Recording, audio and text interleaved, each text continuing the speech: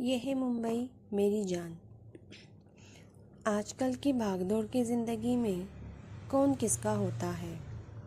मुंबई शहर को कौन नहीं जानता, सपनों की नगरी जो कहते हैं इसे। और यहाँ का ट्रैफिक तो उफ। ये उस वक्त की बात है जब पूरा देश कोरोना के महामारी के संकट में जूझ रहा था। चारों तरफ हाहाकार मचा हुआ था। मैं वो दिन कभी नहीं भूल सकती हूँ। मेरा 9वां महीना चल रहा था। डिलीवरी की तारीख नज़दीक थी और मुझे विरार से अंधेरी जाना था। जाना बहुत मुश्किल था क्योंकि आम आदमी को ट्रेन का सफ़र करना मना था, मगर मेरा अंधेरी जाना बहुत ही ज़रूरी था।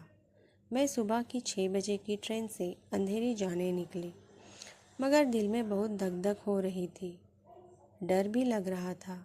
ऐसे माहौल में प्रेग्नेंट औरतों का कहीं भी बाहर जाना मुश्किल था, मगर मैं अपने पति को 2 महीने पहले ही खो चुकी थी।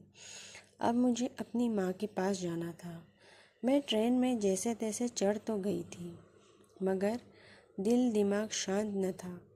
अजीब सी हलचल थी। मेरे आजू बाजू कुछ औरतें भी थीं। इस बेचैनी में मुझे दर्द महसूस होने लगा। हाँ, ये वही दर्द था जब एक माँ अपने बच्चे को जन्म देने वाली थी। मुझे कुछ भी समझ नहीं आ रहा था। कुछ ही देर में मैं चिल्लाने लगी। मैं समझ चुकी थी, अब डिलीवरी का वक्त आ गया है। मैं ज़ोर ज़ोर से ऊपर वाले को याद करने लगी। तब अचानक मुझे समझ आ गया कि ट्रेन में कुछ औरतें मेरी ओर आकर मुझे मदद करने लगी।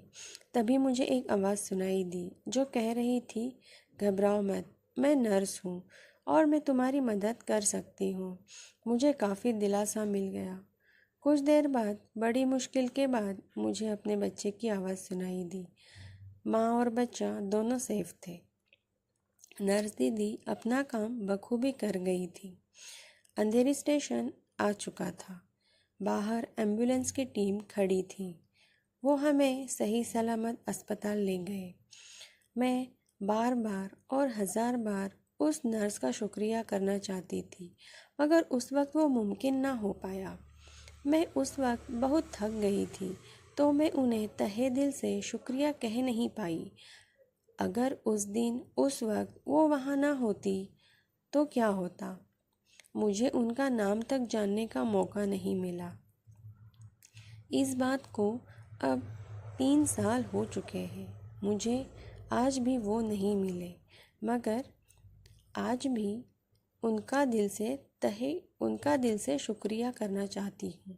जितना करूँ उतना कम है।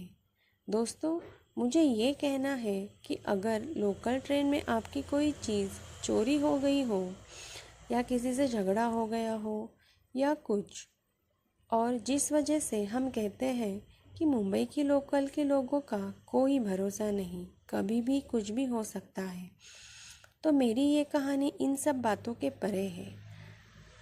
इसी लोकल ने मुझे और मेरे आदि को नई ज़िंदगी दी है।